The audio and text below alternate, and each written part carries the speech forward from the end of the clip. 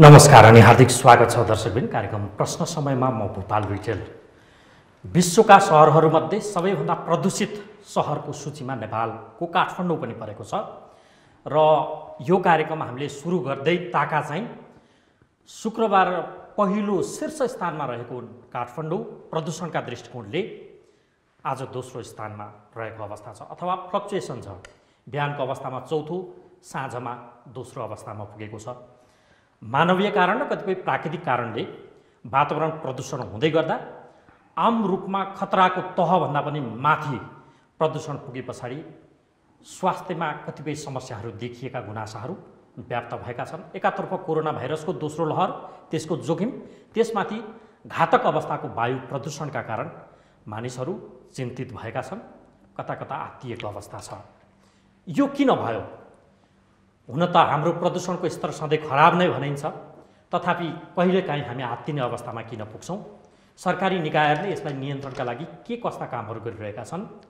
निदानका उपाय, यो हुनुको कारण र मानवीय जुन स्वास्थ्य समस्या छ यसबाट जोगिनका लागि गर्नुपर्ने कामहरू, यावत विषयलाई केन्द्रमा राखेर आज हामी बहस गर्दैछौँ र यो बहसका लागि हामीसँग हुनुहुन्छ वातावरण विभागका उपमहानिर्देशक इन्दु विक्रम जोशी।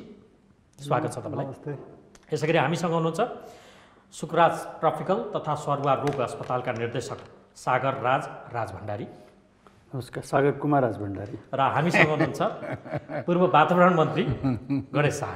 नमस्ते सबैजना, स्वागत छ यहाँहरू तिनैजनालाई एकमुष्ट। धन्यवाद। सुरुवात चाहिँ म इन्दु विक्रम जोशीज्यू तपाईँबाट गरौँ। अहिलेको अवस्थामा तपाईँसँग कुरा गर्दै गर्दाको अवस्थामा हाम्रो प्रदूषणको स्तरको अवस्था के हो, कुनै त्यो इन्डेक्समा तपाईँ भनिदिन सक्नुहुन्छ? अहिलेको अवस्था हिजोकोदेखि हिजोको अवस्थाबाट सुधारीको अवस्थामा छ, तर पनि खतराकै अवस्थामा छ। त्यो भनेको कुन तहलाई हामी खतरा अहिले हामी विपदकालीन स्थिति भनेर हामीले 300 AQI भन्दा माथि गयो भने त्यो हामीले तय गरेका छौँ, त्यो भन्दा तल छ अहिले। भनेको अति घातक भन्दा तल छ, तर खतराको तह पार गरिसकेको, भेरी अनएल्डी स्टेजमा छ, भेरी अनएल्डी स्टेजमा छ। त्यो भनेको अस्वस्थकर, एकदमै अस्वस्थकर अवस्थामा छ। किन यस्तो भएछ? यसको प्राय जसो यो मौसममा यस्तै हुने गर्छ, तर यो यति विपदकालीन अवस्थामा हाम्रो तथ्याङ्क अनुसार कहिले पनि भएको थिएन र गत पुस महिनामा एकचोटि भयो र यो दोस्रो पटक भइरहेछ र यसमा मुख्य रूपमा हाम्रो एनालाइसिसमा चाहिँ नि वाइल्ड फायर नै हो। त्यो भनेको वनमा जुन डडेलो लागेको छ। सहजीकरणको हिसाबले जनतालाई चाहिँ भरसक सम्भव भएसम्म नेपाली शब्द उपयोग हुन्छ। मैले यो अनुरोध गरेँ। भनेपछि डडेलो, अर्को धुलोका कणहरूको पनि यो त छँदैछ, त्यो त एज इट इज छँदैछ धुलोका कण। र यो अनि मौसमले चाहिँ नि अब पानी परेको, हावाहुरी चलेको भए यस्तो पोल्युसन भए पनि त्यो डिस्पर्सन अब अलिकति इङ्ग्लिस युज भए त्यो वितरण भएर जान्थ्यो, सर्थ्यो। तर अब मौसम पनि गुम्सिएको अवस्था भएर यो बाहिर जान सकेन, त्यसकारण यसको असर धेरै भयो। हस्, कारण तपाईँले बताउनु भयो। म तपाईँसँग केही बेरमा आउँछु। म डाक्टर सागर तपाईँको आएँ। यो खराब प्रदूषणको कारण मात्रै हो? मानिसहरू यति बेला स्वास्थ्यमा देखिने गरेका छालाको समस्या, आँखाको समस्या, घाँटीको समस्या या मौसम परिवर्तनको पनि समय छ, त्यो समेत भएर यो अवस्था आइलाग्यो? यस्तो छ, यो स्वास्थ्यका समस्याहरू धेरै कारणले हुन्छ। त्यसमध्येमा अहिले देखिएको जुन यो वायु प्रदूषण पनि एउटा मुख्य कारण हो र यसले खास गरेर भनेको श्वास नलीका अब त्यो विभिन्न प्रकारका रोग व्याधिहरूलाई चाहिँ बढाउने काम गर्छ। त्यसको साथसाथमै छाला सम्बन्धी विभिन्न उसको एलर्जीका जो मेनिफेस्टेसनहरू छ त्यो पनि अहिले देखिराखेको छ। र यसबाट चाहिँ अहिले जुन यो वातावरणीय प्रदूषण छ नि, त्यसले खास गरेर अप्ठ्यारोमा परेका हाम्रा लामो समयसम्म चाहिँ औषधि सेवन गर्नुभएका हाम्रो सिनियर सिटिजनहरू जो विभिन्न किसिमका COPD भन्छ, यो फोक्सोका दीर्घकालीन रोगहरू लिएर बसिराख्नु भएको छ, धम्कीका रोगहरू लिएर आएको छ, उहाँहरूलाई एकदमै अप्ठ्यारो अवस्थामा पुगेको छ, मैले महसुस गरिरहेको छु। अहिले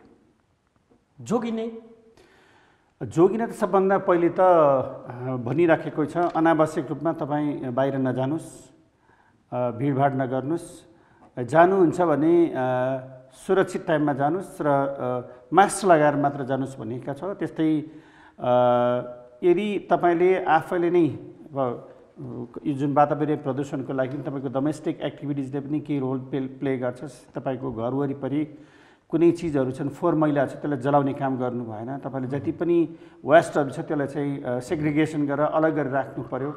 र त्यस्तै सक्नुहुन्छ भने यहाँले सकेसम्म आफ्ना भेहिकलहरू जुन गाडीहरू हुन्छ त्यसको अनावश्यक प्रयोग पनि गर्न भएन। ती चिजहरूलाई ध्यान दियो भने पनि केही हद मात्रसम्म कम गर्न सकिन्छ। जोखिमको हिसाबले तपाईँले खास कुन तहको जोखिम चाहिँ हामीले स्वास्थ्यका हिसाबले हेर्दा मानव स्वास्थ्यमा कुन तहको जोखिम एउटा तत्कालीन होला, अर्को त्यसको लङ टर्म दुवै खालको देखिन्छ? यस्तो दुवै प्रकारको लक्षणहरू देखिन्छ। दुवै प्रकारको लक्षण जस्तै अब यो लामो समयसम्म यस्तो प्रकारको जुन यो प्रदूषित वातावरणमा हामीले चाहिँ सास फेर्नु पर्दाखेरि खास गरेर यो जुन कसैलाई पनि नभएको जुन रोग भनौँ न, अब चाहिँ खास गरेर श्वास प्रश्वासका नयाँ रोगहरू पनि जन्मिन्छन्।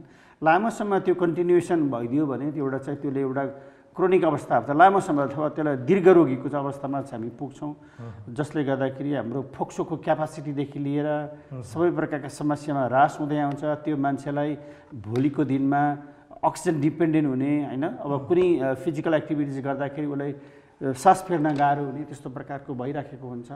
र त्यस्तै लामो समयसम्म एक्सपोज हुँदाखेरि विभिन्न किसिमको छालामा विभिन्न चाहिँ क्रोनिक यो रोगहरू डर्माटाइटिस भन्छ त्यस्तो प्रकारका रोगहरू देखिन्छन्।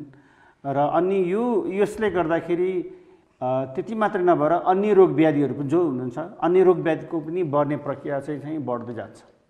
भनेपछि यसले थप अरू समस्यामाथि पनि समस्याको हरेक प्रकार रोगहरू चाहिँ यसले यसको बोझहरू चाहिँ बढ्दै जाँदैछ। ओके, तपाईँले अब जोगिने कसरी भन्दाखेरि अनावश्यक रूपमा बाहिर नहिँड्ने, भेहिकलको प्रयोग आदि बताउनु, व्यक्तिगत तवरको पनि त यसमा रोकिने अवस्था हुनसक्ला, आफूले गर्ने सरसफाइ र सजगताको विषय, त्यसमा म तपाईँसँग केही बेरमा आउँछु।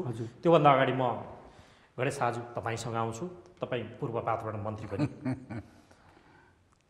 यो स्वास्थ्य वातावरण स्वच्छ बनाउने मामिलामा मन्त्रीहरू त आउँछन्, तपाईँको अलिक बढ्ता इन्ट्रेस्ट यसैका प्रति तपाईँको लगाव पनि विगतदेखि आजसम्म तपाईँलाई हामी यस्तो मौका परिसक्दाखेरि कुनै नेता सम्झिनु पर्यो भने प्रायः तपाईँलाई सम्झिन्छ। खास काम किन सरकारी तवरबाट हुन सकेन? यो त मानव सृजित समस्या होला नि त। अब यसलाई कसरी हेरौँ भने हामी संविधानबाट जाउँ पहिले के। हाम्रो संविधानले के भनेको छ भने हरेक नागरिकलाई चाहिँ स्वच्छ वातावरणमा राख्ने चाहिँ यो हाम्रो फन्डामेन्टल राइट भनौँ मौलिक अधिकारको रूपमा लिएका छौँ। तर यो हामीले आज मात्र हो नि केही वर्षदेखि नै तपाईँ हेर्नुभयो भने काठमाडौँ उपत्यका खास गरेर यो तपाईँले अघि नै आफ्नो अलि भूमिकामा भन्नुभएको थियो। यो चाहिँ आज होइन कि म मन्त्री 12 वर्ष अगाडि त्योभन्दा अगाडिदेखि नै अब यो काठमाडौँको वायु प्रदूषण चाहिँ दिन प्रतिदिन चाहिँ अलि यो हामी चाहिँ के भन्छ अलि खराब भनौँ न बिग्रिँदै गएको अवस्थामा छ भनेर कराउँदै आएको। अब हाम्रो इन्दु विक्रमजी हुनुहुन्छ त्यसपछि चाहिँ हामी केही चाहिँ यो वायु प्रदूषणको मापन केन्द्र पनि राख्यौँ। मलाई लाग्छ वातावरण संरक्षण ऐन 2076 होइन, सुरुको 54 हजुर सुरुको होइन कि अहिले सम्बन्ध पछाडिको 2076 पनि छ। हाम्रो फोहोर मैला व्यवस्थापन ऐन 2068 छ। तर यो के छ भने हामी काठमाडौँको खास गरी यो वायु प्रदूषणको बारेमा छ नि जुन स्तरमा राज्यले जुन अग्रसरता लिनुपर्थ्यो त्यसमा भनेको त्यही एउटा त कानुनी मात्र भन्यो हामीले, तर यसको अलिकता वैज्ञानिक मापन र अलिकता नागरिकको सचेतता र यसलाई चाहिँ कहिलेकाहीँ भन्छ अब अङ्ग्रेजीमा अस्टेटी मेजर भन्छ, एकदमै सङ्कटकालीन जुन छ नि कसरी कदम चाल्ने बारेमा चाहिँ मलाई लाग्छ। जसरी अहिले डाक्टर साहबले भन्नुभयो नि अब हाम्रो यत्रो कहिले हामी पहिलो स्थान, कहिले दोस्रो स्थान, कहिले चौथो स्थान, कहिले 10औं स्थानमा पुग्दाखेरि पनि यो सम्बन्धी जसरी अहिले अन्यथा म कसैलाई भन्न चाहदिनँ कि हाम्रो जुन वातावरण अहिले विभाग छ नि त्यसको एक त त्यसको केन्द्रमा मात्र एउटा विभाग छ, त्यो पनि भन्नु भने हाम्रो भाषामा भन्नु पर्यो यो सबभन्दा हुन्छ नि एउटा अब अन्यथा नलिनु बिन्दुजी यसले चाहिँ कमजोरी विभाग हामी मान्छौँ हुन्छ नि। त्यहाँ स्रोत साधनको हिसाबले भनौँ भेदभाव हिसाबले पक्षपात गरेर राखिएको सबैभन्दा कसैलाई त्यहाँ थन्क्याउनु पर्यो भने त्यहाँ त्यहाँ तपाईँले भनौँ न त्यहाँको अब भनौँ न हाम्रो भाषा अब यो ब्युरोक्रेटिक ल्याङ्ग्वेजमा त्यहाँको डिजी साहब यहाँ महानिर्देशक हो भने पनि त्यहाँ एउटा त्यो भयो। र अर्को के भने यसलाई जुन जनस्वास्थ्यको हिसाबले जुन हेर्नुपर्ने त्यो राज्यले त्यो चाहिँ हेरेको छैन। र दोस्रो के छ भने संविधान ऐन बनाउँदा नि हजुर गणेश आजु अख्तियारी शुद्ध कारबाही गर्ने अख्तियारी समेत खोसिदिनु भयो क्या, अनि त्यसले कसरी काम गर्छ? पङ्गु त मैले त्यही भने नि जुन उसको कारबाही गर्ने यसमा अहिले फेरि कस्तो जुन कति ऐनहरू हाम्रो छ नि, कुन चाहिँ सङ्घीय सरकारले गर्ने र कुन चाहिँ स्थानीय सरकारले गर्ने बारेमा पनि अलिकता मलाई लाग्छ त्यो पन्छाउनु पर्यो भने मेरो भागको होइन भनिदिया हुन्छौँ। र खास गरी यो यस्तो के छ भने प्रदूषणको एउटा कस्तो भने यो सामान्य रूपमा प्रदूषण कसले गर्छ भने सामान्य रूपमा भने गरिबले कम गर्छ। यो चाहिँ जेको प्रदूषण पनि धनीले बढी गर्छ। हेर्नुहोस् है, यो धनीले बिगारेका छन्। हो, यो चाहिँ एउटा त धनीले, किनभने तपाईँको वायु प्रदूषणको काठमाडौँ हेर्नु मूल कारक मध्येको 3टा कारक छ। एउटा हामीले चाहिँ भेहिकुलर इमिसन भन्छौँ, गाडीबाट हुने प्रदूषणको भन्यौँ। अर्को चाहिँ हामी उद्योग कल कारकको भन्छौँ, त्यहाँ पनि हामीले त्यो प्रदूषण नियन्त्रण गरिदिनु। तेस्रो चाहिँ के भने अब हामीले फोहोरै भनौँ न, जस्तै फोहोर मैला भन्छौँ नि सलिड वेस्ट, त्यो पनि बढी धनीले गर्छ, गरिबले कम गर्छ। त्यसैले यो के हो भने कहिलेकाहीँ तपाईँले कारबाही नै गर्नु पर्यो भने पनि तपाईँले यो चाहिँ अलिकता भनौँ न सम्पन्न व्यक्तिहरूलाई चाहिँ, चाहे त्यो उद्योगपति होला, चाहे गाडीका भनौँ न यातायात व्यवसायी होला, अब यिनीहरूलाई चलाउनको लागि पनि हामी राजनीतिज्ञहरू भन्नुहोस् या हामी के भन्नु कर्मचारी तन्त्र चाहिँ त्यो जोगाउन लाग्ने, त्यो हजुर जोगाइदिन लाग्ने, जोगाउनु भन्दा पनि कहिलेकाहीँ अब हामी यो के भन्छौँ देखाउनको लागि चाहिँ कारबाही गरे जस्तो पनि गर्छौँ। तर जुन किसिमको कारबाही हुनुपर्ने त्यो भएको छैन। एउटा त त्यो, दोस्रोले सबभन्दा जरुरी के छ भने यो बारेमा चाहिँ नागरिक चेतनाको अवस्था जानु भनौँ, यो पनि हाम्रो धेरै तल छ। जुनमा हाम्रो डाक्टरले सबैसँग कन्सियस त विवेकको कुरा गरौँ न। होइन होइन, दुइटै कुरो छ क्या। अब म यदि जिम्मेवार नागरिक छु भने म चाहिँ यदि के गर्छु, मेरो गतिविधिले यदि वायु प्रदूषण बढेको छ भने म त्यसलाई, किनभने कुन बेलामा हो, जस्तै अहिले जुन भन्यो नि अहिले पिक आवर भन्छ, सबभन्दा खतरनाक घातक अवस्था हुने बेलामा जसरी मैले सम्भव हो भने मैले गाडी प्रयोग नगरिकन हुने काम हो भने मैले गाडी नप्रयोग गरिदिने। मेरो घरको फोहोर जस्तै डाक्टरले भन्नुभयो नि, यहाँ समस्या के देखियो भने नि, अब ज्येष्ठ नागरिक, दीर्घरोगीहरू, एक कोभिडको बच्चाहरू, एक कोभिडको दोस्रो लहर छ, बनिबुथो गरेन भने त्यसको घर चल्दैन। त्यहाँ पनि काम गर्नका लागि उसको जोसँग आश्रित छ ती मानिसहरू काम गर्न निस्किन्छन् र घर पुग्छन्, ती जोखिम छ। अर्कोतर्फ प्रदूषण, अब ती मानिसबाट मात्रै खतरा भएन, अक्सिजन लिँदा शुद्ध खतराको अवस्था आयो क्या। राज्यले जान सिर्जित समस्याबाट मानवबाट सिर्जित समस्या हो नि त यो वातावरण प्रदूषण, अलिक बढ्ता मानवबाट होला, प्राकृतिक कारणले त कम छ। त डढेलोलाई मानव प्राकृतिक डढोले पनि हामी नियन्त्रण गर्न सक्छौँ। अब जान स्वच्छ वातावरण बस्न पाउने नागरिकको अधिकार भनेर संविधानमा लेख्ने मौलिक फन्डामेन्टल राइट्समा, मौलिक अधिकारमा जान त्यो नागरिकलाई मार्नेतर्फ राज्यका निकायले राम्रोसँग काम नगरिदिँदाखेरि आयो, त्यसको जिम्मेवारी को हुने? तपाईँहरू हुने कि नहुने?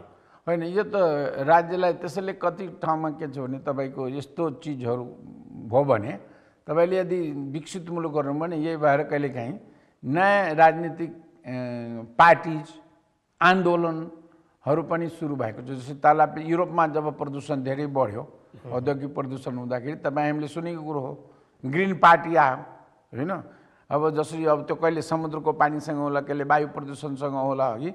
त्यसैले यसको तपाईँले उठाएको के भने मेरो यसलाई के भन्न चाहन्छु भने एउटा हाम जनतालाई चाहिँ यसको के कारण हो बारे पनि हामी धेरै सचेत छैनौँ।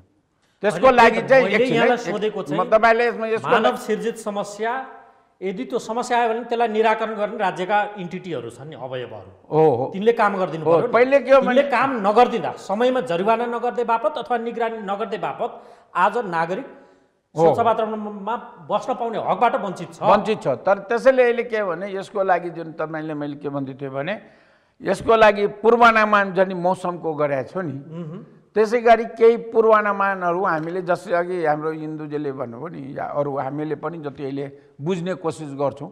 यसको दुईटा छ, एउटा त मौसमले गर्दाखेरि यसको धुलोहरू धेरै चाहिँ वायुमण्डलमा छ। अब अहिले चाहिँ डढेरो लाग्यो, त्यो गएर चाहिँ एउटा अझै केहीले त के भन्यो यो भारतवर्षबाट पनि आएको भने पनि धुलोको पनि भइरहेछ। त्यसैले हामी के हो भने आजको अवस्थामा मैले के भन्छु, आज जुन अवस्थामा हामी काठमाडौँमा या नेपालको भागमा बसेको छौँ, त्यो बेलामा चाहिँ हाम्रो जुन मौसमको बारेमा जानकारी दिएर जो हुन्छ नि यो पूर्वानुमान जुन भन्छु नि, त्यो पूर्वानुमान सरकारको एउटा निकायले भनिसकेपछि, जसरी वातावरण तथा मौसम विभागले पूर्वानुमान जानकारी दिएपछि हाम्रो जुन सम्बन्धित निकाय छ नि, जसरी वातावरण विभाग छ, स्थानीय सरकार छ, प्रदेश सरकार छ, त्यो सूचनालाई लिएर आवश्यक कदमहरू उठाउनु पर्ने स्वास्थ्य विभाग छ। जस्तो स्वास्थ्य विभागले अब जुन किसिमले भनौँ न हामीले पूर्व जानकारी दियो भने हामी चाहिँ त्यसको लागि तयार हुनु पर्यो। वातावरण विभागले कुन कुन जन्म, जसैले तपाईँले भनौँ न हामी भन्दाखेरि भने नि मैले जसरी म यहाँ टिपिरहेको छु के गर्ने, जसरी म मन्त्रीमा के गर्थ्यो अहिले, जसरी म आउँछु, म तपाईँसँग अर्को खण्डमा आउँछु, म इन्दुविक्रम जोशीज्यू तपाईँसँग आउँछु। सहसचिव तहको एउटा कर्मचारी तपाईँ वातावरण विभागमा अलिक हेयको दृष्टिकोणले हेरिने, फाल्तु लगेर राखिदिनु पर्यो भने त्यो निकाय दृष्टिकोणै यस्तै छ, राजनीतिज्ञहरूले त्यो बनाएका छन्। तर सबैभन्दा संवेदनशील र महत्त्वपूर्ण निकाय, वातावरण अरूले प्रदूषित गरिदिन्छन् त्यसको अब्जस खेप्नुपर्ने एउटा निकाय, फेरि के छ कारवाही गर्न सक्ने अख्तियारी पनि अहिले त खोसिएको रहेछ। त्यसो होइन, त्यसो के मानेमा होइन भने हामीलाई काम गर्न आवश्यक नीति नियम छ हामीसँग, र यो म फोकस यो एयर पोल्युसनसँग नै गर्छु समष्टिगत रूपमा जान्न अहिलेलाई। यसमा एयर पोल्युसन म्यानेजमेन्ट सम्बन्धी हामीले एउटा कार्ययोजना बनाएका छौँ, काठमाडौँ उपत्यका वायु गुणस्तर व्यवस्थापन कार्ययोजना 2076। त्यसमा सबै सेक्टरलाई हामीले एड्रेस गरेका छौँ र यो नै हाम्रो लागि अब गीता भयो। र अब व्यक्तिगत विचार भन्दा यदि त्यो कार्ययोजनाभन्दा फरक भिन्न मत छ भने त्यसलाई नै सुधार गर्ने, त्यो कुनै एकदम त्यो धार्मिक ग्रन्थ त होइन, डाइनामिक डकुमेन्ट हो। त्यहाँ को छन् त्यसमा? कमिटी छ, निर्देशक समिति छ, मल्टी सेक्टर, कतिवटा संस्था छन्, निकैवटा संस्था छन् नि त्यहाँ, निकै संस्था, र त्यो अनुरूप काम पनि भइरहेछ। हामीले फलो गरेर काम भएको थियो भने म भन्छु है, मलाई काम भएको थियो भने तपाईँलाई म भन्नै दिन्छु नि, तपाईँलाई भन्नकै लागि बोलाएको हो। काम भएको थियो भने यदि यातायातले ती सवारी साधन समयमै यान्त्रिक जाँच पास गराएर मात्रै गुड्न दिएको थियो भने यो प्रदूषणको सबैभन्दा प्रमुख कारण भेहिकललाई हामी किन लिइरहेछौँ, किन त्यो भएन? महानगरले धुलो व्यवस्थापनको लागि काम गरेको थियो भने धुलोका कण यति धेरै किन उडे? डढेलो व्यवस्थापनका लागि काम गरिएको थियो भने त 110 भन्दा बढी स्थानमा त आजको दिनमा डढेलो लागिरहेछ, त्यो हावा यहाँ आएर थुप्रो भनिएको छ, झन्डै 300 ठाउँमा छ। अनि अब हेर्नुहोस् यो जिम्मेवारी, अनि त्यसकारण नागरिक खराब हावा लिएको छ, फोक्सोमा त्यसको समस्या हुने अवस्था छ, कालान्तरमा क्यान्सरसम्म हुनसक्छ, चिकित्सकहरू भन्छन्। त्यसको उपचार त्यो उसलाई समस्या भए बापतको जिम्मेवारी वातावरण विभागले तपाईँहरूले लिइदिनुहुन्छ? होइन, यस्तो छ के भन्दाखेरि अब 2015-16तिर जुन हाम्रो बेलामा भूकम्प गएको थियो, त्यति बेलाको 10को कन्सन्ट्रेसनभन्दा खासै बढेको छैन। यो एक्सेप्सनल, यो केही दिन एक्सेप्सनल भयो होइन, त्यही अपवाद भइदियो, दुईपटक भयो। पुसमा त तपाईँहरूले विज्ञप्तिसम्म निकाल्नु भएको थियो, अहिले त त्यो पनि निकाल्नु भएको। यसपालि स्वास्थ्यले निकालिसकेपछि एउटा सरकारी निकालेपछि त्यसमा फेरि दोहोऱ्याइ गरिराख्नु परेन, ओके होइन? त्यसकारण हामी निकालेनौँ। र अब मन्देसम्ममा हेरेर यदि यो सिचुएसनमा सब्सटेन्सियल, अलिकति इङ्ग्लिस, यही अवस्था रहिरह्यो भने हामी फेरि त्यसमा थप कदम चाल्छौँ। र अहिले म भन्छु, अहिले मैले तपाईँलाई सोधेको चाहिँ तपाईँहरू जस्ता निकाय, यसको लिडर, यसको नेतृत्व गर्ने त वातावरण विभाग हो, हजुर, त्यो अन्तर्गत अरू निकायलाई समन्वय गरेर यो काम गरिन्छ, मैले बुझेसम्म कि गलत त होइन? एकदम सही। यदि त्यो हो भने खराब वातावरणका कारण त्यो हावा लिए बापत नागरिकको स्वास्थ्य जोखिममा पर्यो, मान्नुहोस् कोही बिरामी पर्यो, त्यसको उपचार तपाईँहरूले गरिदिने, त्यसको जिम्मा तपाईँहरूले लिने हुन्छ? यदि मुद्दा हाल्यो भने के गर्ने? नेपाल सरकारले त्यसको स्वामित्व दायित्व लिनुपर्ने हुन्छ। नेपाल सरकारले स्वास्थ्यमा के कति लगानी गर्ने त्यही हिसाबले बजेटिङहरू हुन्छ। त्यसमा म अब एकदम विस्तृत रूपमा त म भन्न सक्दिनँ। अहिले म यहाँहरूलाई के भन्न चाहन्छु भन्दा प्राविधिक रूपमा हामीले के गरिरहेछौँ यसको लागि, यो नियन्त्रणको लागि, त्यो कुरा हामी भन्न सक्छौँ। जस्तै एउटा कार्ययोजना भयो मुख्य रूपमा, त्यसमा सबै हामीले डिरेक्सनहरू दिएछौँ, सबै निकायले के गर्नुपर्छ भने त्यो फेरि कार्ययोजना हामीले बनाएन नि त, सबै मिलेर बनाएको, यसको ओनरसिप सबै छन्। र त्यसमा इन डिटेल हामीले गरेछौँ बनाएछौँ, तर यसको नतिजा भोलि नै आउँछ भने हामीले ग्यारेन्टी दिँदैनौँ। किन फर इक्जाम्पल त्यसमा इलेक्ट्रिकल भेहिकलको कुरा छ, अनि युरो 6 का कुरा, युरो 4 का कुराहरू छन्। त्यो अहिले युरो 6, 4 त हामी लगाइसकेको छैन, तर लगाउने प्रक्रियामा छौँ। यदि युरो 4, युरो 6 आयो भने त्यसबाट एमिसन हुने एकदम न्यून हुन्छ युरो 6 आयो भने। तर पुराना गाडीलाई एकैचोटि हामी डिस्प्लेस गर्न सक्दैनौँ। त्यसका केही समय त यसमा लाग्छ। जस्तै अब हाम्रो पहिलाको उदाहरणहरू पनि छ। पोजिटिभली हेऱ्यो भने जुन बेला 18 घन्टा लोड सेडिङ थियो, यस्तो होला भने कहिले पनि कल्पना गरेको थिएन। पानी कहिले खान पाउँदैन भन्दा भन्दै पानी आउँदैछ भने वातावरणले पनि जुन एउटा ट्र्याक लियो नि, त्यो ट्र्याकलाई यदि फलो गर्ने हो भने केही समयपछि, तुरुन्त त हुन्न। मैले अघि नै उदाहरण दिइसकेँ, इलेक्ट्रिकल भेहिकल आइहाल्यो भने के तपाईँले लङ टर्म इम्प्याक्टको कुरा गर्नुहुन्छ, म इमिडिएट कुरा गर्दैछु आजको दिन। इमिडिएटमा हामीले गर्न सक्ने भनेको यो त प्राकृतिक प्रकोप हो। त्यो बुस फायर अस्ट्रेलियामा पनि भएछ, त्यस्तो बुस फायर क्यालिफोर्नियामा पनि भएछ। त्यो स्केलमा त हामी आज भए छैन। त्यस्तो अपवादलाई छोडेर हामीले अहिले के गरिरहेछौँ भन्दाखेरि एउटा चाहिँ नि अब यो इन्सपेक्सनकै भोल्युम पनि बढाइरहेछ। त्यो भनेको के हो? यो मोनिटरिङ, यो भेहिकल मोनिटरिङको क्यापेसिटी पनि बिल्डअप भइरहेछ, बढिरहेछ पहिलाभन्दा। यातायात व्यवस्था विभागले त्यो उसको क्यापेसिटी पनि बढाइरहेछ। त्यो मोनिटरिङको केसमा फ्युल युरो 6 मा गइ नै सक्यो। नेपाल अइल कर्पोरेसनले युरो 6 कोही ल्याउँछ। यस्तै क्रमिक रूपमा अब प्रचार प्रसार कुरा हामी गरिरहेछौँ। होइन हजुर, म इन्दु विक्रम जोशीज्यू, तपाईँलाई मैले अन्यथा लेखेको यो होइन, तपाईँलाई यो त यो गरिरहेको छ इमिडिएटली आजको दिनमा नि। तपाईँ फ्युलतिर, मैले गाडी चलाए बापत त फ्युल किन्दाखेरि नि तैँले प्रदूषण पनि गर्छस् है भनेर प्रदूषण कर पनि काटिसक्यो हो नि। हजुर हो। मैले गाडी चलाउँदा प्रदूषण कर पनि काट्ने, अनि प्रदूषण नियन्त्रणका लागि त्यही तनखा खाएर काम गरेका निकायले काम नगरिदिने मिलो भने यो एउटा एक्जाम्पल के। धुलो नियन्त्रणका लागि काम गर्ने निकाय छ, त्यो नगरिदिने। सुरुको फोहोर व्यवस्थापनको लागि काम गर्ने निकाय, त्यो नगरिदिने, यो मिलो। सुरुको फेजमा हामीले AQI मोनिटरिङ इक्विपमेन्ट त इन्स्टल गर्दैछौँ। जुन हामीले अब हामी त्यो चुनौतीपूर्णै थियो त्यो व्यवस्थापन गर्न, तर गरिरहेछौँ। त्यो स्थापना गर्न पनि हामीले करोडौँ लागेको छ। त्यो पैसा त त्यही ट्याक्सबाट आउने हो होइन, एउटा फर्स्ट एक्जाम्पल। त्यस्तै आएर हामीले वाटर पोल्युसनमा अनलाइन रियल टाइममा अब खोलाहरूमा राख्दैछौँ। जुन जसरी अहिले हामीले 300, 400 जुन भन्न सक्यो नि, त्यो पैसा लगानी नगरे कुनै विदेशी सहयोग गरेन। त्यो नेपाल सरकारको आफ्नो पैसाले लगाइरहेको हो। र त्यो रिजल्टकै कारणले आज 300 क्रस हुनासाथ स्वास्थ्य मन्त्रालयले यो भन्न सक्यो कि स्टप होइन, लेस द भेहिकल, यो गाडी नचलाउनु भन्ने किसिमको उर्दी जारी गर्न सक्यो। हामीले पनि गऱ्यौँ। यो सुविधा नभएको हामी गर्न सक्थ्यौँ। अहिले डाटा एनालाइसिस भइरहेछ, इन्भेन्ट्री राख्ने कुन यो पोल्युसन इन्भेन्ट्रीको लागि हामीले अध्ययन गरिरहेछौँ। त्यसपछि यो एम्बियन्ट मात्र होइन, बाहिरको मात्र होइन, घरभित्रको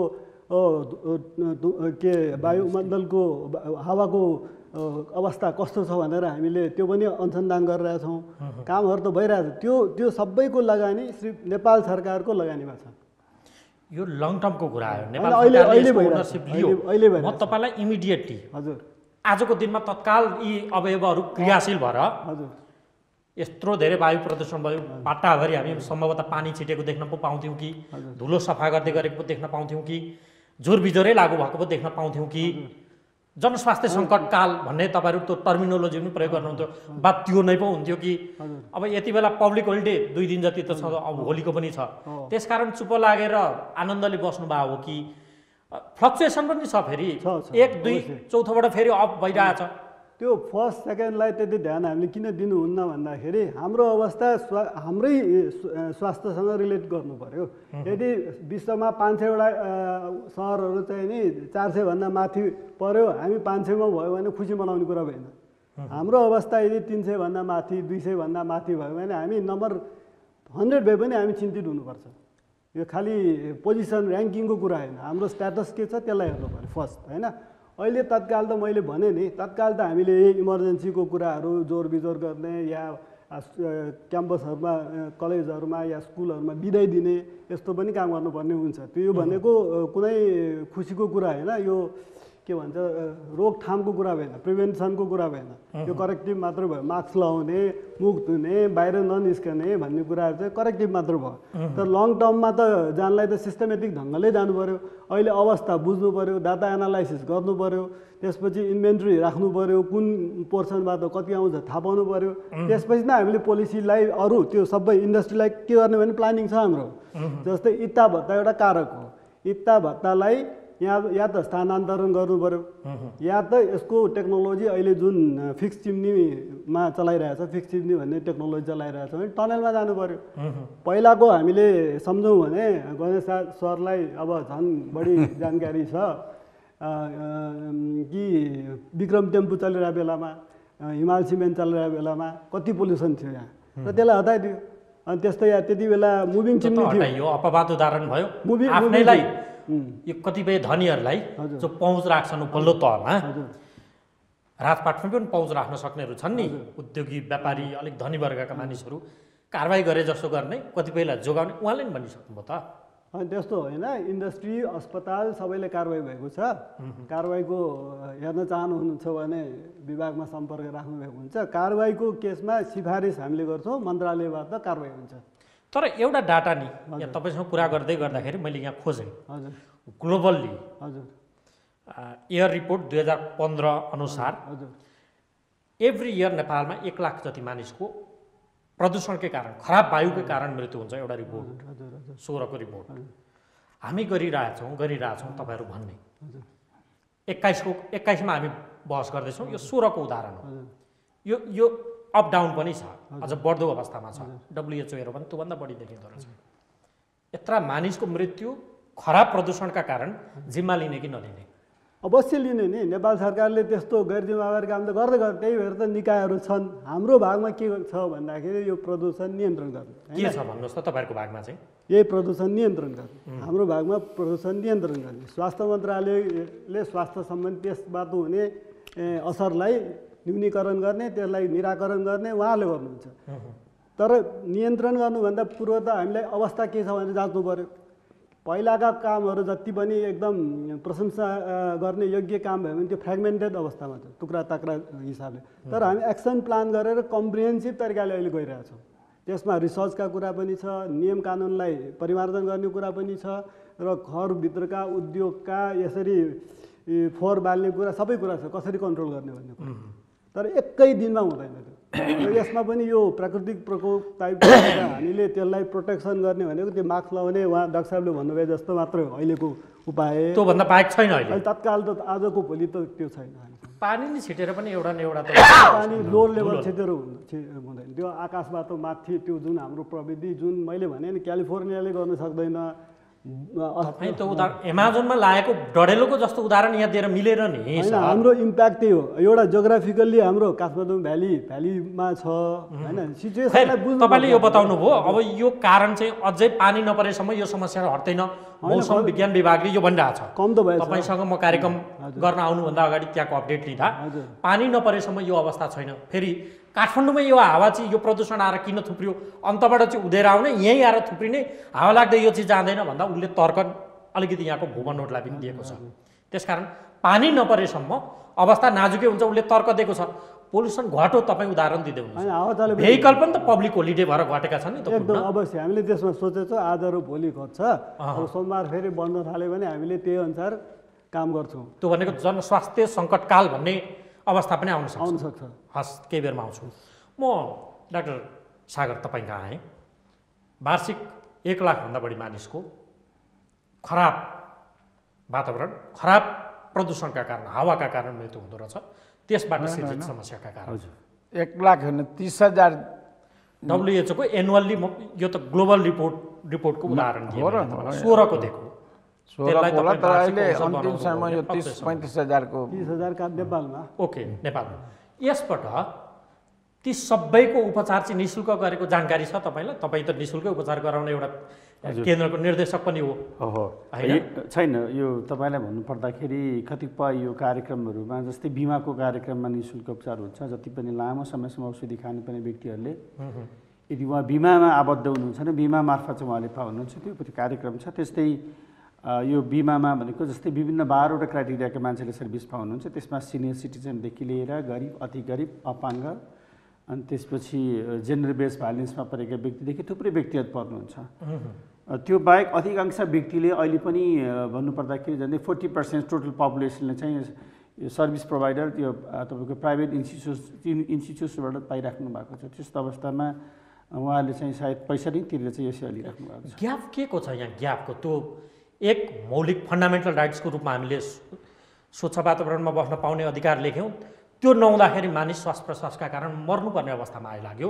उपचार जाँदा सरकारी निकायले पैसा लिने अवस्था छ।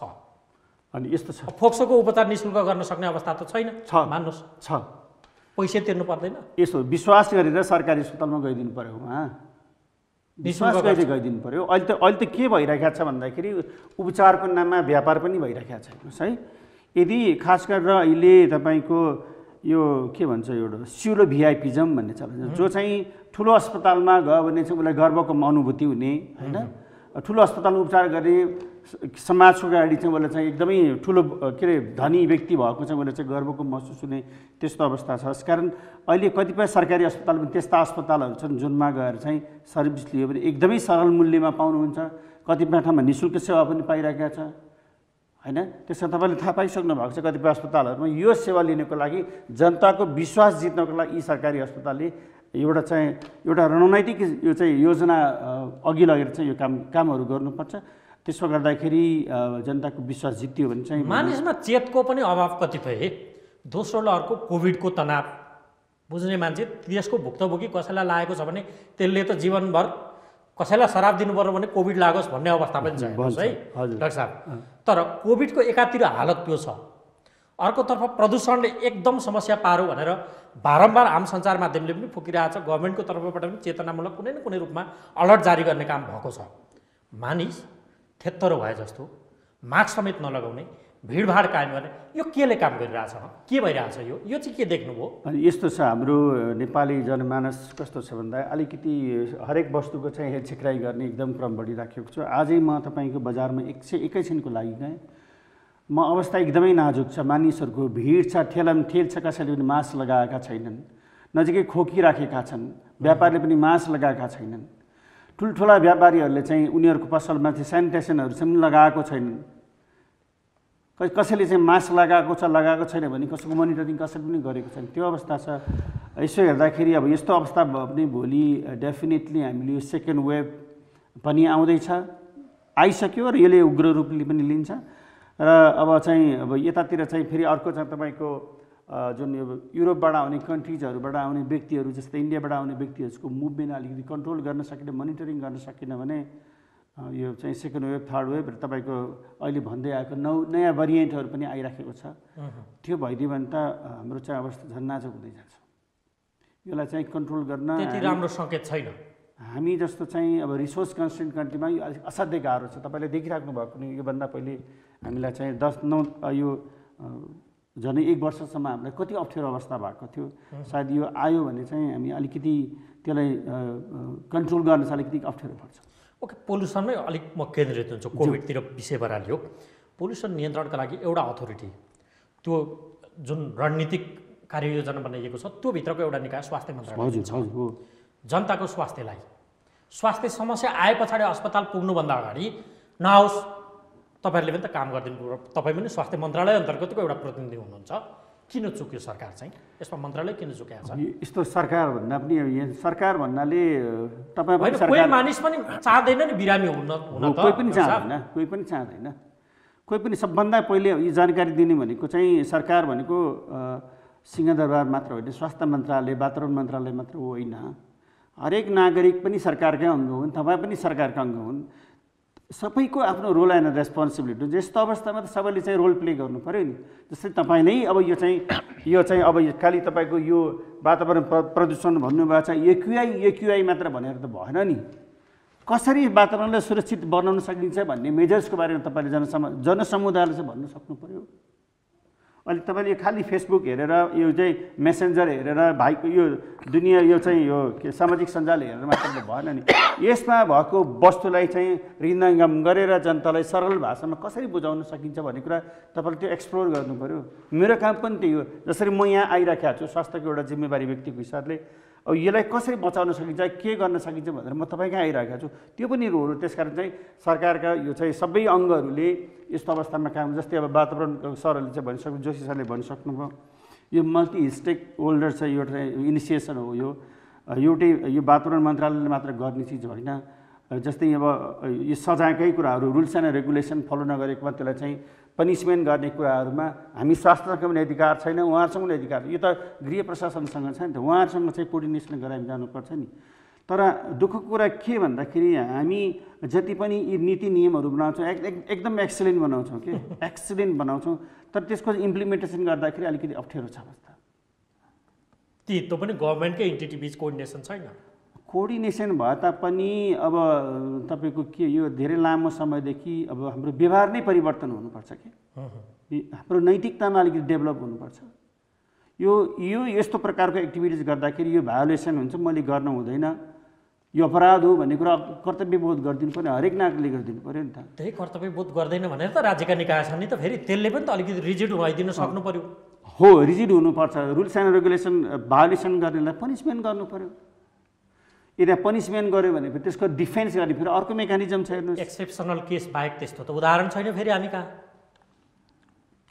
त्यस कारण अब यो राइट टाइम हो तपाईँको यस्ता प्रकारका एक्टिभिटिजलाई देखिराख्नुभयो। वातावरण प्रदूषणले गर्दा अघि तपाईँ नै भन्नुभयो 30,000देखि 1 लाखजना व्यक्तिहरू मरिराखेका छन्, थुप्रै व्यक्तिहरू मरिराखेका छन्। मर्ने मात्रै होइन, थुप्रै व्यक्तिले चाहिँ उसले एउटा भनौँ न एउटा फिजिकल्ली ह्यान्डिक्याप भएको अवस्था छ होइन। त्यो पछि अब तपाईँको जस्तै अब तपाईँलाई मैले भने यस्तो वातावरणको कारणले गर्दा थुप्रै प्रकारका धीर रोगहरू जुन जन्मिन्छन्, पैदा हुन्छन्, उसले चाहिँ जिन्दगीभर विभिन्न प्रकारका औषधिहरू खाइराख्नुपर्ने हुन्छ। त्यो औषधिको असर पनि भइराखेको हुन्छ। त्यो औषधि किन्नको लागि उसको चाहिँ एक्सपेन्डिचरदेखि लिएर थुप्रै प्रकारका होइन, यो तपाईँको चाहिँ यो चाहिँ मानसिक तनावदेखि लिएर थुप्रै प्रकार जुन दुःख झेल्नुपर्छ, त्यस कारण त्यसको चाहिँ मूल्यमा चाहिँ काउन्ट गर्न सकिँदैन। त्यस कारण चाहिँ अब राइट टाइम हो हामीले चाहिँ यसैको बारेमा हामीले धेरै आवाज उठाउनुपर्छ। यो वातावरण प्रदूषणलाई कसरी कम गर्न सकिन्छ भने त्यस्ता प्रिन्सिपल एक्टिभिटिजहरूलाई चाहिँ अलिकति बढी ध्यान दिनुपर्छ। म तपाईँसँग केही बेरमा आउँछु। म माननज्यू यहाँका आएँ, संविधान यहाँहरूले बनाउनु हो, राजनीति जनताकै लागि भनेर गर्नुहुन्छ। तपाईँकै रिपोर्ट मानौँ, वार्षिक 30,000 नेपालमा प्रदूषणकै कारण मानिसको वायु प्रदूषणबाट दुःख लाग्दैन? होइन, यसमा त अब हेर्नुहोस्, म तपाईँले एक दुईवटा कुरो त्यही बुझेर मलाई लाग्छ नेपालमा पहिलोचोटि हामीले जुन तपाईँले प्रदूषण करको कुरो गर्नुभएको थियो नि, त्यो चाहिँ मै मन्त्री भएको पालोमा चाहिँ सुरु गरेको। त दुर्भाग्य के छ भने त्यो कर जुन उठाएको पैसा छ नि, त्यो चाहिँ अब इन्दुजे ल्याउने त्यसको केही अंश मात्र हामीले चाहिँ मापन एरियामा खर्च गरेका छौँ र त्यो पैसा अझै पनि राज्यको ढुक्टीमा चाहिँ मलाई लाग्छ आजको मितिमा मोटामोटी 6 देखि 8 अरब रुपियाँ राज्यको ढुक्टीमा छ। तपाईँले जसै अघि इन्दुजीले भन्नुभयो, हाम्रो के छ दुर्भाग्य भने हामी यो कोभिड भन्ने मान्छ हामी धेरै करायौँ, तर डाक्टर साहब यहाँ हुनुहुन्छ, कोभिडभन्दा अर्को बढी महामारी भनेको यो वायु प्रदूषण। वायु प्रदूषणले 30,000 सुन्नुहोस् न, 30,000 तपाईँको दिल्लीको यदि हेर्ने भने अस्ति मात्र एउटा आइरहेको थियो रिपोर्ट, कोभिडभन्दा 5 गुणा बढी मान्छे चाहिँ वायु प्रदूषणले मरेको, यो केही दिन अगाडिको रिपोर्टमा पढ्दै थिएँ।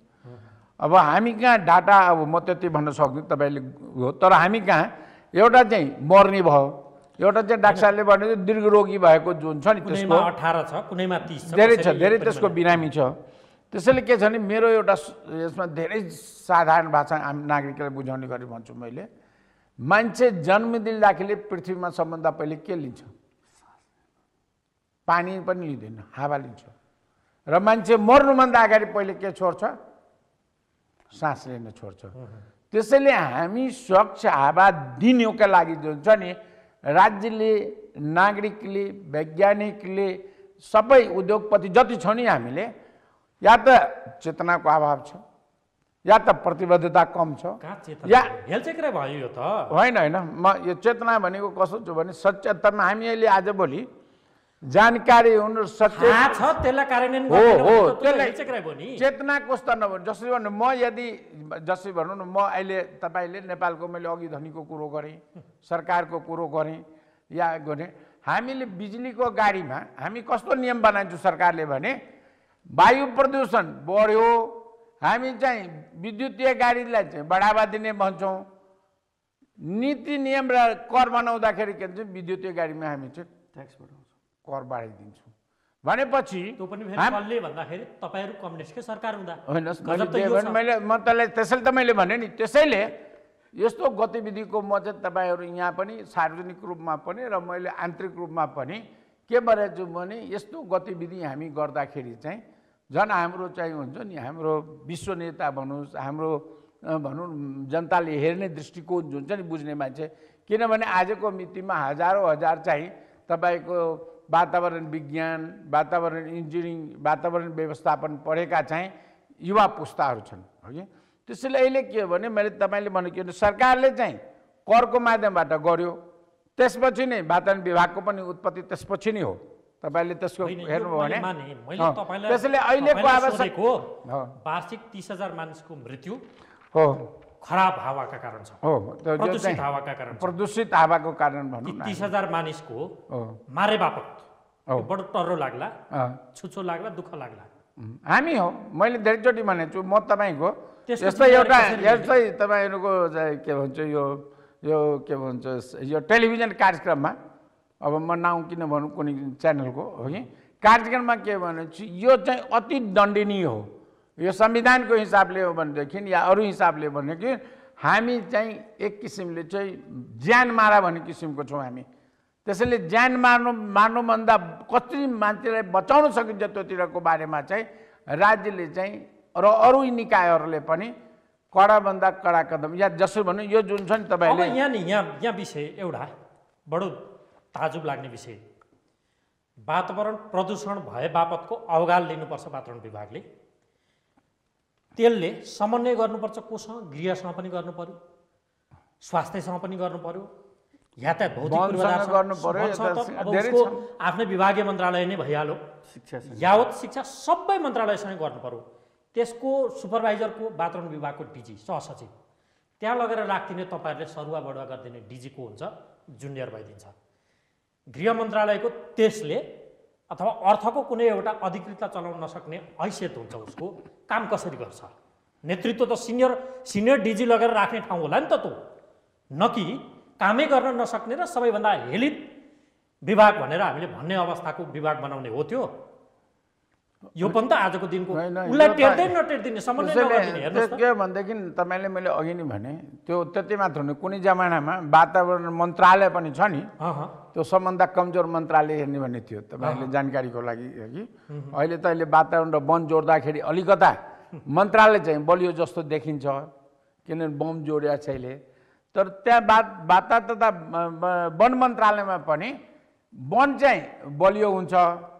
वातावरण चाहिँ हाम्रो कमजोर हुन्छ कि त्यसैले अहिले तपाईँ हामीले उठाइदिनु पर्ने सार्वजनिक यो सञ्चार माध्यममा के हो भने अबको जुन वातावरण विभागलाई शक्तिशाली भनेको कानुनी दायराबाट पनि शक्तिशाली स्रोत साधनबाट होइन स्रोत साधनबाट पनि कर्मचारी दिया छैन ऐन कानुन त शक्तिशाली दिया छ अनि त्यो हाँक्ने डिजी चाहिँ सबैभन्दा कम होइन त्यो ऐन कानुन भएर तपाईँले स्रोत साधन दिनुभयो भने त्यो बिस्तारै त्यो चाहिँ आफै चाहिँ अनि जुनियर डिजी तपाईँ त्यहाँ जुनियर डिजी लगेर राखेपछि उसले गृह मन्त्रालयको त्यही तहको अर्को सहसचिवसँग समन्वय गर्न सक्छ होइन तपाईँले के छ भने अहिले के छ भने उसले समन्वयभन्दा पनि उनका आफ्ना जुन वातावरण निरीक्षक छ नि जस्तै तपाईँको पुलिसमा इन्सपेक्टर भन्छौँ नि हामी त्यसै गरी अहिले चाहिँ हामी कहाँ वातावरण इन्सपेक्टर भन्ने शब्द छ एउटा इन्सपेक्टरले जसरी कारबाही गर्न सक्छ नि उसले कानुनको दायरामा होइन हाम्रो वातावरण इन्सपेक्टरहरूलाई त कहीँ जानु पर्यो भने मलाई थाहा छैन कति स्रोत साधनहरू छ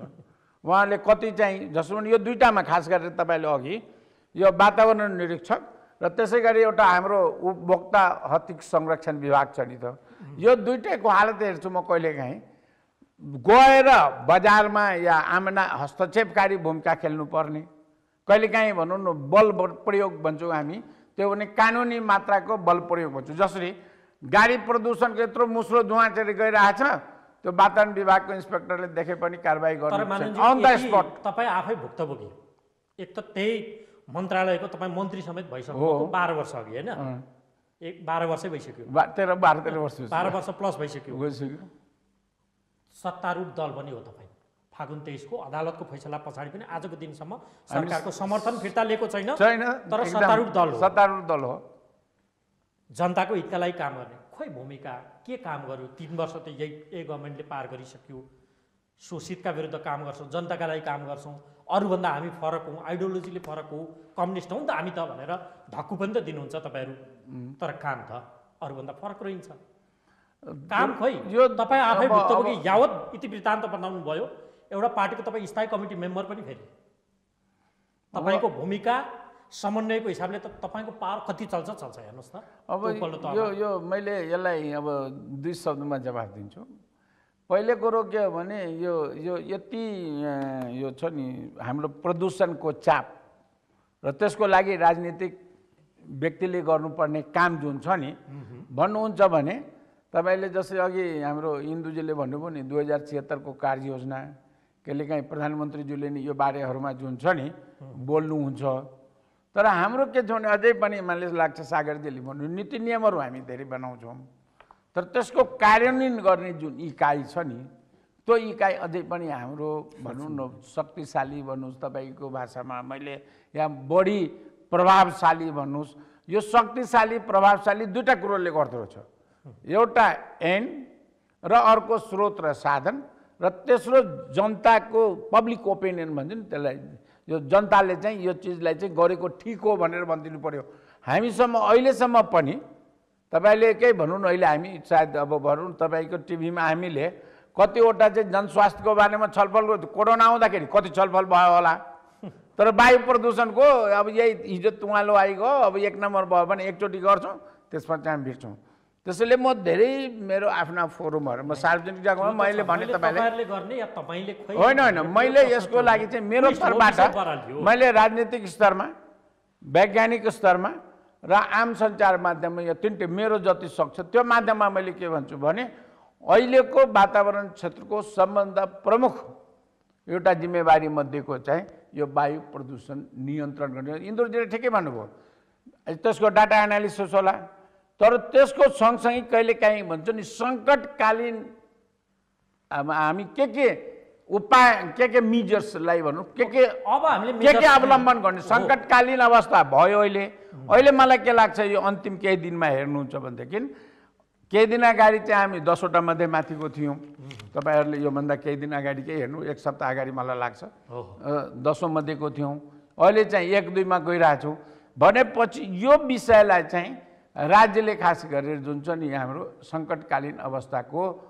केही न केही आफ्नो भनौँ न जस्तै तपाईँले उठाउनु भयो जोर बिजोर गर्ने हो कि यातायात मन्त्रालयसँग स्वास्थ्य मन्त्रालयले। अहिले हाम्रो तपाईँभन्दा अघि के हुन्छ भने जो जहाँ पनि अहिले यो सरकार चाहिँ अब जस्तै वातावरणमा हाम्रो मन्त्री हुनुहुन्छ, स्वास्थ्य मन्त्री, यो सबभन्दा यो जोडिएको दुईटासँगको बढी हो, वातावरण मन्त्री र स्वास्थ्य मन्त्री।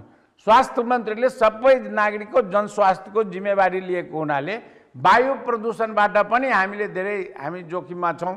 त्यसैले स्वास्थ्य मन्त्रीले वातावरण मन्त्रीलाई गएर, यातायात मन्त्रीलाई गएर, उद्योग मन्त्रीलाई गएर यो सङ्कटकालीन अवस्थामा हाम्रो यो प्यारामिटर माथि गयो, यसलाई नियन्त्रण गर्नको लागि आफ्नो संवैधानिक निकायमा चाहिँ तपाईँले अग्रसरता लिनु र त्यो अनुसारको चाहिँ अगाडि बढौँ भन्ने चाहिँ गर्नेतिरको अगाडि बढाउनु पर्ने यसको आवश्यकता छ। तपाईँले यो कुरा गर्नुभयो परिचालन हुने गरी, जस्तो हाम्रो शरीरमा कुनै चोट लाग्यो भने हो अटो त्यो निको पार्नका लागि शरीरकै तन्तु क्रियाशील हुन्छ नि, स्वचालित हुने पद्धति हामी कहाँ छैन नि ती अवयव र भर पर्ने पनि डिपेन्डेन्ट हुनुपर्ने यो कस्तो प्रवृत्ति के होइन। अब यो अहिले के छ भने यो मैले इन्दुजीले के बताउनुहोस् प्लिज यसमा मन्त्रीले निर्देशन दिनै पर्ने, अगुवाई लिनै पर्ने, यसमा अलिकति हाम्रो कमजोरी भने यसलाई हामीले प्रचार प्रसार गर्न सकेनौँ होइन भाइ। यो आपतकालीन 300 पुगेपछि आपतकालीन विपदकालीन भन्ने कुरा यहाँ लेखेको छ, त्यसपछि के गर्ने भने बुदागत रूपमा लेखेको छ। त्यो मैले अब इन्द्रभित्र महानिर्णय अब विपदकाल भन्ने सोचेर भन्ने होइन, त्यहाँ 300 पुग्यो अब भन्ने हो, त्यसमा लिखित रूपमा छ।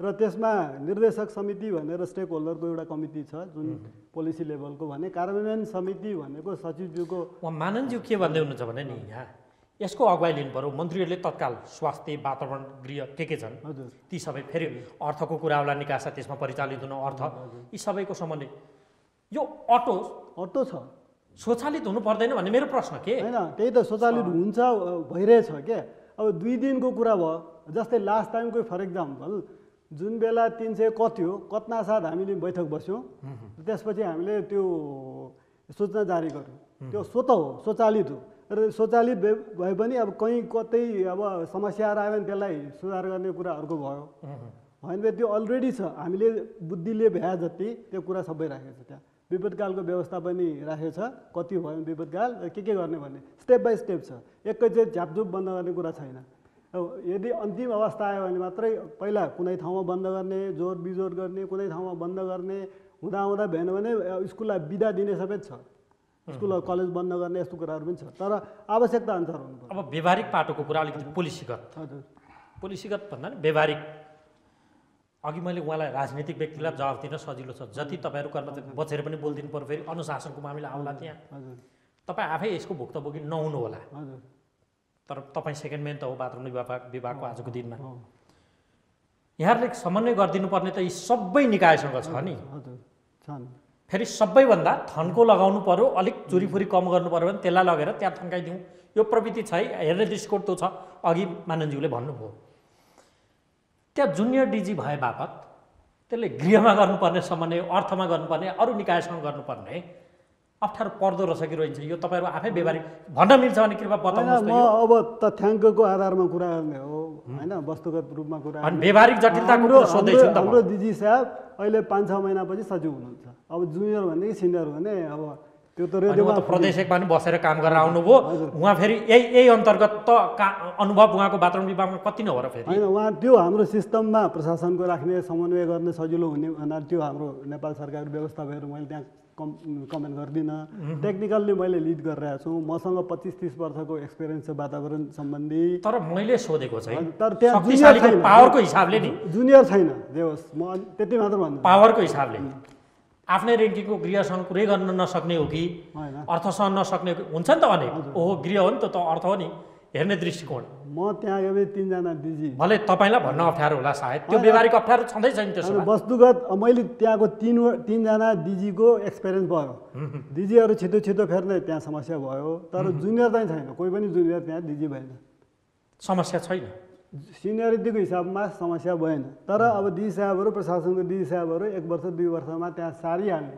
किन प्राविधिक विषयमा कमसेकम 5-6 वर्ष काम नगरेसम्म कमान्डिङ गर्न गाह्रो हुन्छ र अहिले मैले धेरै जसो प्राविधिक विषय मैले नि हेर्छु उहाँले यस्तै समन्वय गृहसँग समन्वय गर्नुपर्ने अर्थसँग समन्वय गर्नुपर्ने उहाँले गर्नुहुन्छ उहाँको लिडरसिपमा भइरहेछ त्यसकारण त्यो सहज छ व्यवहारिक जटिलता छैन त्यसमा तपाईलाई जटिलतै छैन जटिलता केमा छ कन्स्ट्रेन्टहरू केमा छ ह्युमन रिसोर्समा हामीलाई कन्स्ट्रेन्ट छ पैसामा कन्स्ट्रेन्ट छैन ह्युमन रिसोर्समा त स्थानीय तहलाई अधिकार प्रत्यायोजन गरेको छ उनले काम गर्ने छ प्रदेशतिर छ तपाईँहरूलाई किन चाहियो र हामीले उहाँहरूलाई पनि ट्रेन त त्यता गर्ने त्यता पो जनशक्ति चाहियो होला उहाँ कहाँ भए पनि भयो 753 ठाउँमा चाहियो हामी कहीँ हाम्रै विभागमा चाहिन्छ भने छैन हाम्रो समन्वय छ तर उहाँहरूका पनि नहुने हामी कहाँ पनि नहुने गाह्रो त छ त्यो चाहिँ समस्या छ बजेटमा प्रब्लम छैन बजेटमा छैन बजेट त्यही भएर रिसोर्सेस दिएछ कानुन पनि दिएछ हामीलाई सिनियर डिजी पनि दिएको छ नेपाल सरकार दिएछ म पनि एकदम सिनियरै मान्छे हो त्यसमा समस्या भएन तर समय लाग्छ आजको भोलि हुन्न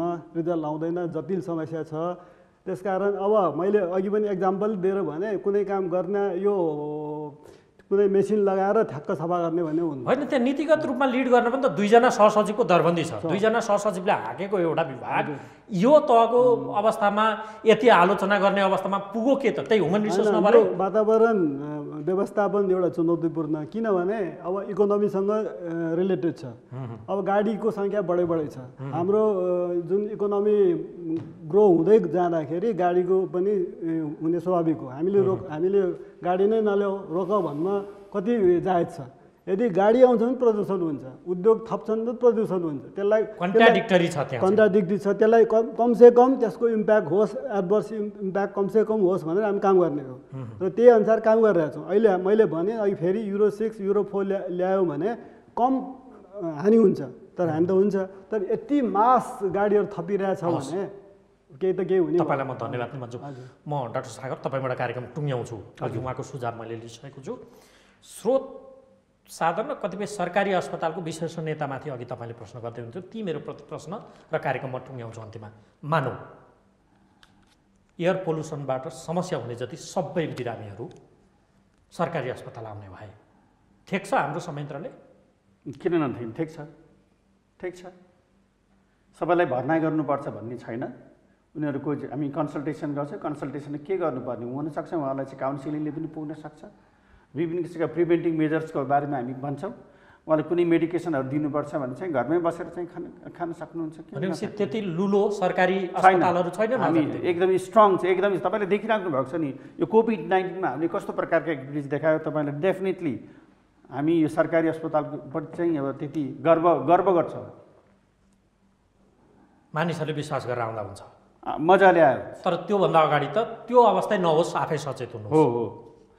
यो आज हामी वायु प्रदूषणको कुरा गरिरहेका छौँ। अब यो सरहरूले नीति नियमका कुराहरू गर्नुभयो। सबभन्दा पहिले अब यो के बुझ्नुपर्छ भन्दाखेरि यो वायु प्रदूषणले जुन ह्युम्यानको हेल्थमा जति इफेक्ट गर्यो त्यसलाई प्रिभेन्सन गर्ने एक्टिभिटिजको बारेमा आज चाहिँ भन्नुपर्ने चिज हो। जस्तै यो बेलामा जति पनि सरहरूले भन्नुपर्ने वास्तवमा अहिले पनि यो ड्राई सिजन हो। यो छुट्याइदिनुहोस् है। ड्राई सिजन छ। म एकदमै तपाईँको रिलेटिभ ह्युमिडिटी एकदम कमी भएको अवस्थामा जति पनि यो जुन कणहरू छ है, कणहरू चाहिँ के हुन्छ तपाईँको सस्पेन्डेड भएका हुन्नन्, टिक्रिएका हुँदैनन्, वायुमण्डलमा चाहिँ उडिराखेका हुन्छ। त्यसले गर्दा यस्तो भएको अवस्था हो। र यो बेलामा सिजनली तपाईँको अहिले बुस फायरको कुराहरू भयो, आगलागीको कुराहरू भयो। त्योभन्दा पनि ट्रेडिसनली हाम्रो कस्तो छ भने खेतबारीहरूमा यो वर्ष कुनै खेतीबारी के अरे सुरु गर्नुभन्दा पहिले खेतलाई जलाउने अवस्था हुन्छ। किन भन्दाखेरि त्यहाँ तपाईँको विभिन्न किसिमको एसिडिकहरू के अरे यो खेतबारीमा एसिडिक भयो भनेर चाहिँ कतिपयले चाहिँ भनौँ न पारम्परिक रूपमा चाहिँ खेतहरू जलाइराखेका हुन्छ। वास्तवमा त्यो राम्रो चिज होइन। यदि तपाईँले प्लेनमा यात्रा गर्छ त्यो देख्न सक्छ। तराईका कतिपय ठाउँमा खेतबारी फाँट होला र हामी काठमाडौँको यो समस्यामा केन्द्रित छौँ, देखिराखेका छौँ। भेहिकलकै कुरा गर्नुहोस्, 30औं वर्ष चलेका भेहिकलहरू छ, त्यसलाई चाहिँ हामीले कन्ट्रोल गर्न सक्छौँ। फेज आउटमा गइसक्यो, सरकारी कागज र नियम अनुसार हो भने त्यति मात्रै नभन अहिले तपाईँको यो चाहिँ अब यो इलेक्ट्रिसिटी क्राइसिसमा कतिपय ठाउँमा चाहिँ जेनेरेटरहरू चलाइराखेका देखिराख्नु भएको छ, कतिपय मसिनहरू चलाइराखेका छ। त्यसको चाहिँ अब मोनिटरिङ भएको छ कि भएको छैन मलाई थाहा छैन। त्यसमा ध्यान दिउँ। जस्तै तपाईँकै कुरा गरौँ न, अब यति धेरै ठुलो इन्डस्ट्रिजहरूमा चलाइराखेका छ, त्यसका जुन ग्यासहरू छ त्यतिका वातावरणमा छोडिएको छ, त्यसलाई चाहिँ कमसेकम फिल्टरिङ गर्ने सिस्टम छैन। कमजोरी त धेरै नै छ, त्यो त गर्नुपर्ने हुन्छ। जस्तै तपाईँको यो ब्रिक फ्याक्ट्रीमै कुरा हुन्छ, फिल्टरिङका कुराहरू हुन्छ। अघि सरले भनेको टनल सिस्टममा गर्दाखेरि त्यो सस्पेन्डेड मेटेरियलहरू डिपोजिट हुनसक्छ, वातावरणमा जान पाउँदैन। त्यस्तै प्रकारका यो स्ट्राटेजीहरू डेभलप गऱ्यो भने चाहिँ यसलाई केही कम गर्न सक्छ। हस्, एकदम 30 सेकेन्डमा तपाईँको लास्टमा सुझाव केही? मेरो सुझाव के छ भने यो अहिले वायु प्रदूषणको बारेमा सरकार, अरू सम्बन्धित निकाय भन्दाखेरि मैले वैज्ञानिक समुदाय भन्छु, किनभने साइन्टिफिक इभिडेन्स एन्ड डाटामा हामी कम काम गर्छौँ। तेस्रो चाहिँ जनतालाई चाहिँ बढीभन्दा पनि अब चाहिँ यो हाम्रो साझा सरोकारको विषय हो। त्यसैले हामी सबै मिलेर यसको लागि खालि सरकारमाथि मात्र नथुपारौँ, सरकार, वैज्ञानिक समुदाय र जनता मिलेर यो समस्याको न्यूनीकरण गर्नेतिर अगाडि बढ्नु भन्ने मेरो अनुरोध। हवस् र आदरणीय दर्शकहरू, आजको कार्यक्रमको निर्धारित समय सकिएको छ। वातावरण प्रदूषणको हद अर्थात् सीमा नागिसके पछाडि नागरिकको स्वास्थ्यमा देखिएका समस्या, यसका निराकरण र यो अवस्था आउनु पछाडिका कारणहरू के हुन् र यसका निदानका उपाय के हुन सक्छन् भन्ने सन्दर्भको यो बहसमा सहभागी भइदिनु भएकोमा वातावरण विभागका उपमहानिर्देशक इन्दु विक्रम जोशी, यसै गरी टेको अस्पतालका निर्देशक डाक्टर सागर कुमार राज भण्डारी र पूर्व मन्त्री गणेश शाह, तिनैजनालाई पुनः एकपटक धेरै धेरै धन्यवाद। अर्को अङ्कमा फेरि तपाईँ हाम्रो भेट हुने नै छ। हामीलाई आजलाई बिदा दिनुहोस्। नमस्कार। धन्यवाद।